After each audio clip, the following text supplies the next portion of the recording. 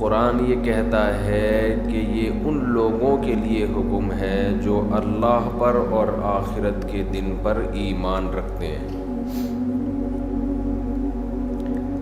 اس سے ہمیں پتہ چلتا ہے کہ اللہ پر اور آخرت پر ایمان لائے بغیر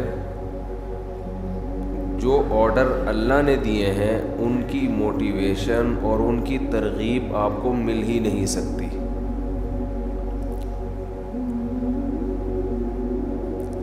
مثال کے طور پر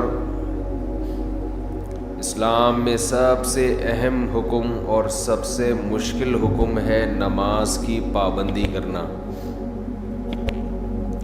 نماز پڑھنا مشکل نہیں ہے، نماز کی پابندی کرنا مشکل۔ پوری زندگی انسان اس بات کی کوشش میں لگا رہے کہ نماز کبھی قضا نہیں ہونے دوں گا، تو یہ آسان کام نہیں ہے۔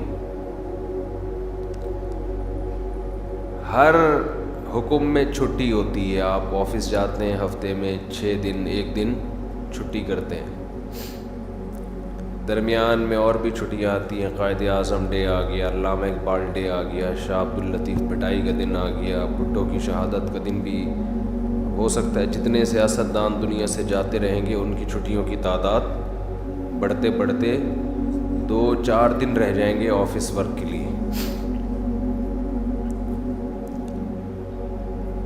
تو ہر کام میں چھٹی ہوتی ہے، کہ نماز جب سے شروع ہوئی موت تک ایک دن بھی ایسا نہیں ہے جس میں قضا کرنے کا حکم۔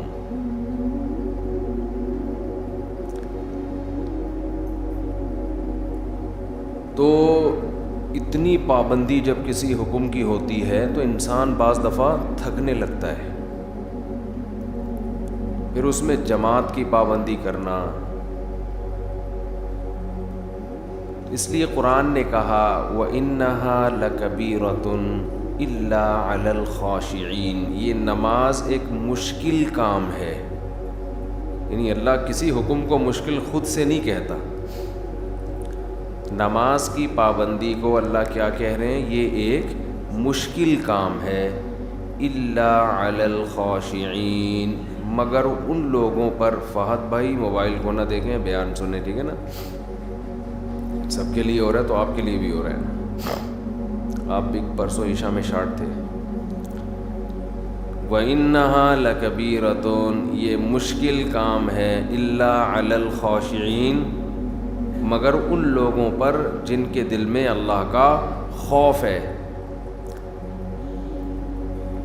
اب دیکھو اللہ نے نسخہ بھی خود ہی بتا دیا کہ اگر اس مشکل کو آسان بنانا چاہتے ہو تو اپنے اندر اللہ کا خوف پیدا کر لو۔ سوال پیدا ہوتا ہے خوف کیسے پیدا کریں؟ بھئی خوف کیسے پیدا کریں؟ یہ تو اختیار میں نہیں ہے نا۔ آپ اگر یہ تصور کرنا شروع کر دو کہ میرے دل میں فلاں کا ڈر بیٹھ جائے، تو یہ صرف ڈر بیٹھنے کے تصور سے ڈر نہیں بیٹھے گا۔ تو اب اللہ نے آگے خوف پیدا کرنے کا طریقہ بیان کر دیا۔ یہ مائک کی آواز بہت دور کر دیا۔ اچھا، تو خوف پیدا کرنے کا طریقہ کیا بتایا؟ الذین یظنون انہم ملاقو ربہم، یہ وہ لوگ ہیں جن کو یقین رہتا ہے کہ یہ اپنے رب سے ملاقات کرنے والے ہیں، وَأَنَّهُمْ إِلَيْهِ رَاجِعُونَ، اور انہوں نے اس اللہ کی طرف لوٹ کر جانا ہے۔ جب آپ یہ تصور کر لیں گے کہ یہ دنیا ختم ہونے والی ہے اور ہم نے یہاں سے نکل کے جانا ہے، اللہ کے سامنے کھڑے ہونا ہے، تو ہر مشکل کام آپ کے لیے آسان۔ میں عجیب بات بتاؤں، اسلام میں ہر بیماری کا یہی علاج، ہر پریشانی کا بھی یہی علاج، ہر ٹینشن کا بھی یہی علاج، ہر مشکل کام کا بھی یہی علاج. وہ کیا علاج ہے کہ ہم نے جانا کہاں ہے؟ اللہ کے پاس. آپ نے بعض حکیم دیکھے ہوں گے، اب تو حکیم لوگ شارٹ ہو رہے ہیں مارکیٹوں سے، بہت کم کہیں کہیں نظر آتے ہیں. بعض حکیموں میں مشہور ہوتا تھا ہر بیماری کا ایک ہی چورن ہے ان کے پاس، ہر بیماری کا ایک ہی چورن. وہ شاید فراڈی ہوتے ہوں، لیکن اسلام میں ہر بیماری کی ایک ہی دوا ہے، اور یہ زبردست دوا ہے. دیکھیں اللہ تعالیٰ نے جب ہمیں کوئی غم اور پریشانی ہو تو اللہ نے اپنے نیک بندوں کی جو صفات بیان کی ہیں وہ کیا بیان کی ہیں؟ الذین اذا اصابتہم مصیبہ، انہیں جب کوئی مصیبت پہنچتی ہے، قالوا تو یہ کہتے ہیں، انا للہ، ہم اللہ کے لیے ہیں، وَإِنَّا إِلَيْهِ رَاجِعُونَ، ہم نے جانا کہاں ہے؟ اللہ کے پاس. مصیبتن میں تنوین ہے، تنوین. اگر یہ ہوتا نا المصیبہ، اس کا مطلب ہوتا کوئی خاص قسم کی جب مصیبت پہنچتی ہے تو یہ کہتے ہیں. خاص قسم کی مصیبت کچھ بھی ہو سکتی ہے، لیکن یہاں ہے مصیبتن، کسی بھی قسم کی مصیبت، کسی بھی قسم کی ٹینشن، کوئی پریشانی، کوئی پیسے لے کے بھاگ گیا، کاروبار میں نقصان ہو گیا، بیماری آ گئی خطرناک، بچے نافرمان ہو گئے، ہر ٹینشن کا ان کے پاس علاج کیا ہے. ہم نے جانا کہاں ہے؟ اللہ کے پاس.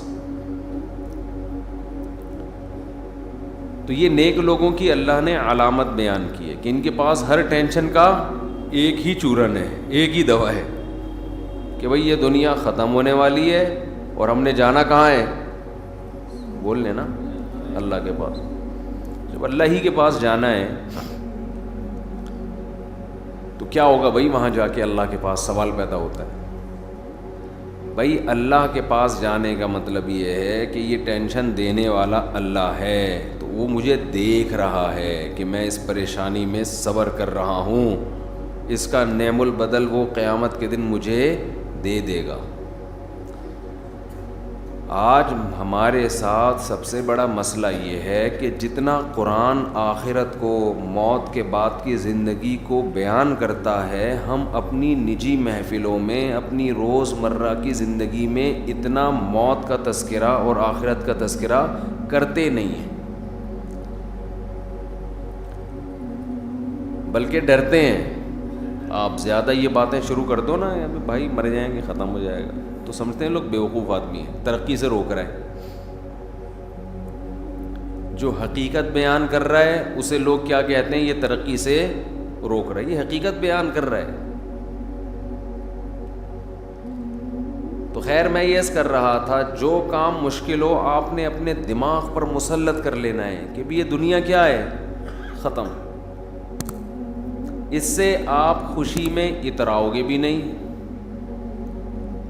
ورنہ خوشی میں بھی انسان آپے سے باہر ہو جاتا ہے. پیسہ آ گیا تو پتہ نہیں اتنا خوش ہو رہا ہے جیسے کیا ہو گیا، تو بھائی کتنا کیا ہو گیا؟ وہ طوطا یاد آ رہا ہے، کیا ہوا؟ ایک بولنے والا طوطا کچھ دن پہلے دیکھا، وہ بات بات پہ کہہ رہا تھا کیا ہوا، ایسے اسٹائل سے کہہ رہا تھا کیا ہوا. اس کو زیادہ چھیڑو نا، تنگ کرو طوطے کو، آواز مارتا تھا کیا ہوا.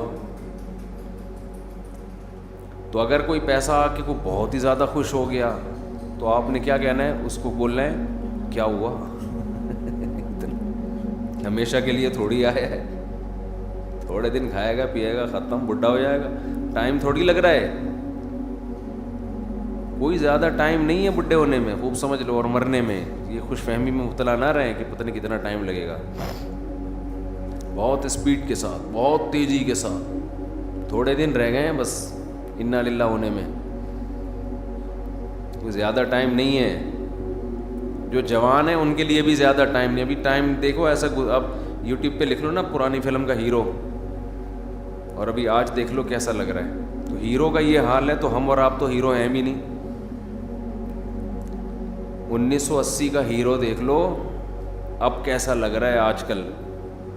تو جب وہ ایسا لگ رہا ہے تو ہم اور آپ کیسے لگیں گے 15-20 سال کے بعد؟